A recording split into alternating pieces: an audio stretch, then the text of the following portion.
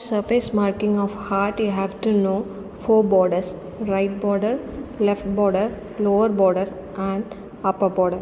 For right border, mark a point A on the upper border of right third costal cartilage about 1 cm from the sternum, and point B in right fourth intercostal space 4 cm from the midline, and mark point C on the lower border of right sixth cartilage 2 cm from the sternum. So A is on third costal cartilage, B is on fourth intercostal space, C is on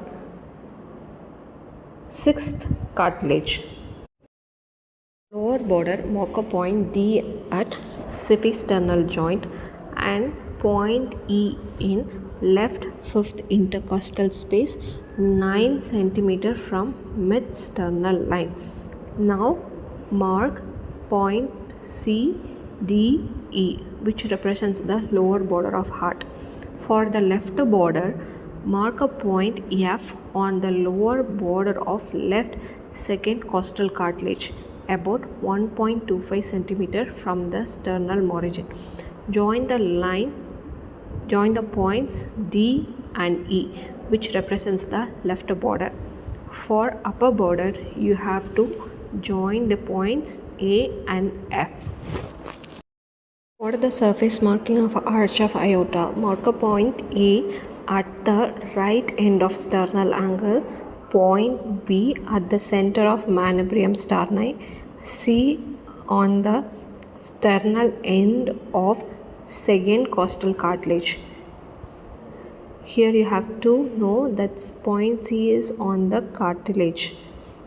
Then join these 3 points by parallel lines 2.5 cm apart with a outer convexity, which represents the arch of aorta.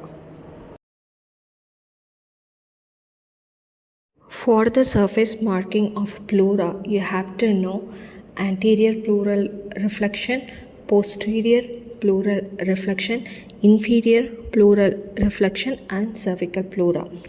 For the cervical pleura, a curved line is drawn from sternoclavicular joint to the junction of middle third and medial third of clavicle. For the anterior line of pleural reflection, it is different on right and left side. For the right side, it extends downwards and medially from right sternoclavicular joint to the midpoint of sternal angle, and then descends vertically up to the midpoint of ziphisternal joint. Whereas on the left side, it extends downward and medially from left sternoclavicular joint to midpoint of sternal angle, and then descends vertically only up to level of fourth costal cartilage. Then it arches outward to reach the lateral margin of sternum and round downwards a small distance laterally to reach sixth costal cartilage above 3 cm from the midline. For inferior line of pleural reflection on the right side, the line of reflection starts from ziphisternal joint and crosses the 8th rib in mid-clavicular line, 10th rib in mid-axillary line and 12th rib at the lateral border of erector spinae muscle. On the left side, the line starts at the level of 6th costal cartilage about 2 cm lateral to mid-clavicular line. Thereafter, it follows the same course on the right side. For posterior line of pleural reflection, it ascends from the end of inferior line 2 cm lateral to T12 spine along the vertebral column to the point 2 cm lateral to spine of C7 vertebra.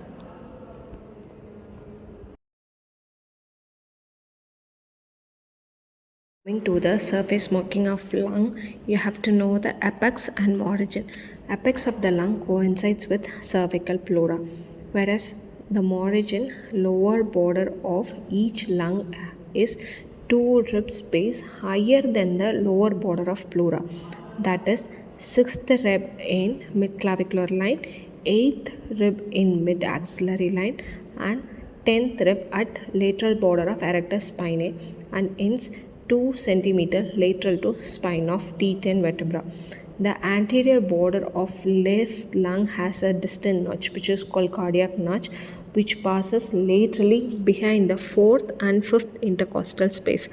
The posterior border, its lower end, ends at the level of spine of T10 vertebra.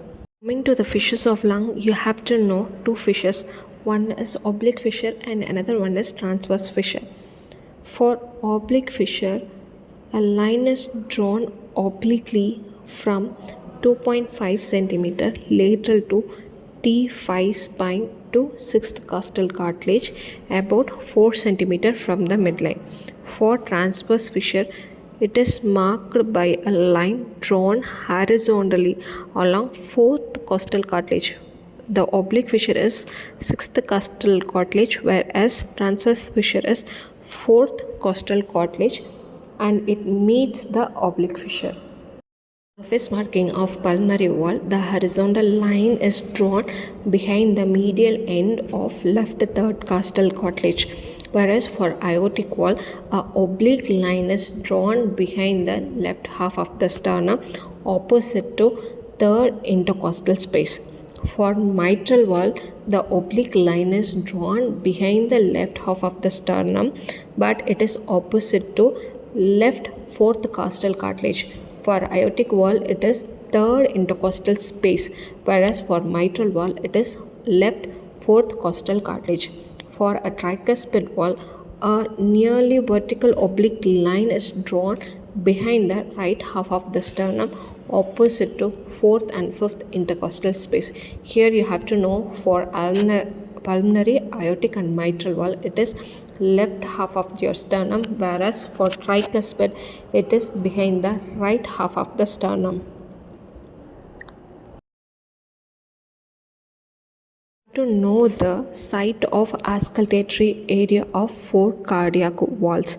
For pulmonary wall, the site of auscultation is second left intercostal space near the sternum. For aortic wall, it is second right intercostal space. For pulmonary, it is left, whereas for aortic, it is right intercostal space near the sternum. For mitral wall, left fifth intercostal space 9 cm from the midline, that is it over the apex beat. For tricuspid wall, the auscultatory area is right half of the lower end of body of the sternum.